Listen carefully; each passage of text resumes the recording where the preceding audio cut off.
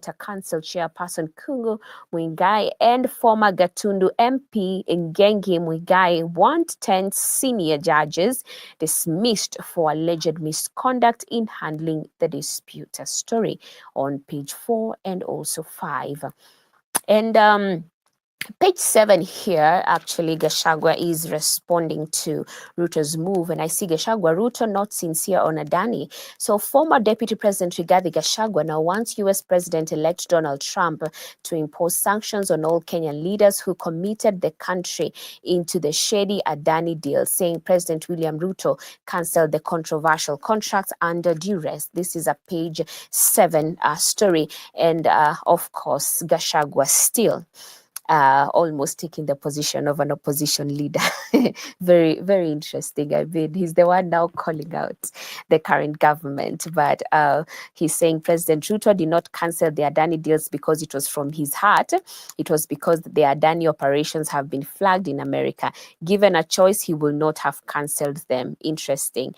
That is the former DP Gachagua saying that. And still on the top story, inside state plot to pull plug on live transmission of election results. So the Independent Electoral and Boundaries Commission will not be compelled to live stream presidential election results as announced by returning officers at the polling stations if a proposed law is passed. So the government-sponsored Elections Amendment Bill 2024 is currently before the Senate. So with what we are used to at every minute, every second, we are seeing the counting and all that, that could be a thing of the past if the amendment bill right here, 2024, is passed on. I don't know if this is for good or not for good, but we will see. We'll follow up on the same. Page 2, climate talks end in disarray as poor nations reject 39 trillion deal. So I see negotiators say what was offered was too little to develop countries' needs. So mere goal of $300 billion is grossly insufficient, failing developing countries on all fronts, and the lack of a provision goal and shift of burden to developing countries is totally unacceptable.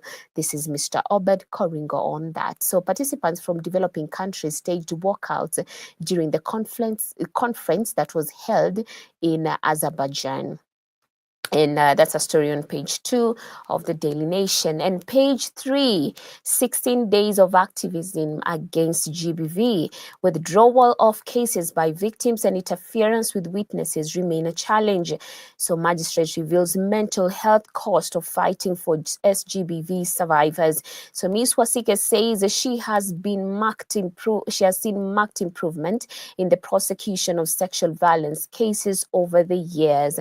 And at a glance, we have the cases that cross Miss Ivy's Wasike bench, tell stories of unimaginable cruelty, defilement, gang defilement, attempted defilement, and incest. One case particularly shattered her professional composure, a young girl who had been defiled, suffering a ruptured uterus and contracting a sexually transmitted infection. I went home that day, and whenever I saw a small child, I wondered why such a person should undergo such pain. As a magistrate, some of these cases take a toll on my mental health. Ms. Wasike says her voice softening as she recalls the incident.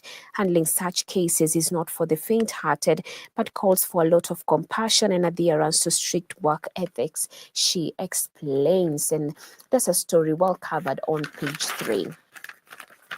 And I believe it's also a call to ensure that, people are really, really careful and vigilant about reporting such cases so that it doesn't spill over to something worse. And moving on, the business page today is talking about SACCOs recover 491 million from struggling farms. So public universities, colleges and counties among top culprits for non-remittance, and 1.1 trillion being the SACCO member savings in shillings as of June 2024.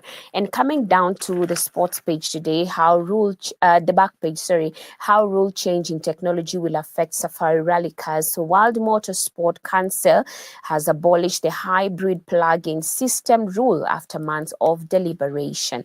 A story on the back page. And moving on to the sports page today, King of Clay Rafa Nadal took tennis to a whole new level. So retiring, Spaniard won 16 of his 22 Grand Slam titles under his uncle Tony's watchful eye.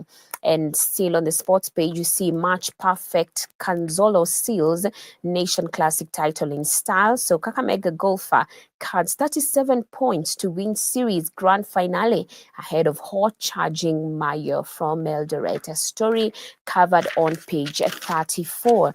And maybe let's just look more on what is being reported in business today. And the top story here is CBK rules to protect banks against panic withdrawal. So banks to raise liquid assets above 20% of deposits. New guidelines seek to help banks withstand severe runs. And this is a story that is covered on the top page of the Business Daily. Still on the Business Daily, I see COMESA agency flags 2 companies for fertilizer price hike, and also universities grapple with 5 billion shillings fines for contract breaches. Let's go to the back page. Regulatory hurdles hampering transition to electric motorcycles. So Kenya needs a robust regulatory and institutional framework for the government to achieve e-mobility policy goals. The last word, Marie Curie here telling us, I was taught that the way of progress was neither swift nor easy. And that's it for the Daily Nation, the Business Daily, and also the Standard.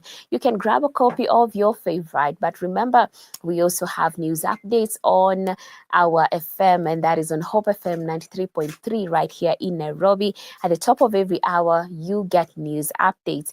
And right here on Hope TV, we have Dira at 7 p.m. and Newswatch at 9 p.m. So you can continue to be on the know about what is happening in our country and also beyond. This is an opportunity not just to be aware, but to also pray that all will go well and that the Lord continues to bless this country of ours.